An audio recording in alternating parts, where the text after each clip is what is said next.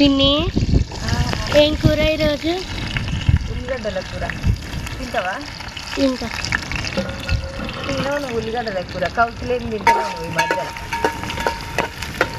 అవునా? హాస్టల్లో ఏది పెడితే అది తిని కూరగాయలతోటి మంచిగానే పెడతారు. అంటే ఇప్పుడు ఏం పెట్టినా కూరగాయలు ఎక్కువ పెడతారు. కూరగాయలు ఎక్కువ పెడతారు. చికెన్ వారానికి ఒకసారి పెడతారు.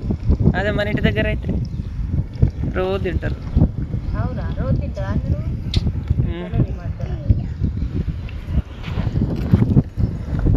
పాడలేదు మరి. ఏం పాట? హే భారత భాగ్యం దాత.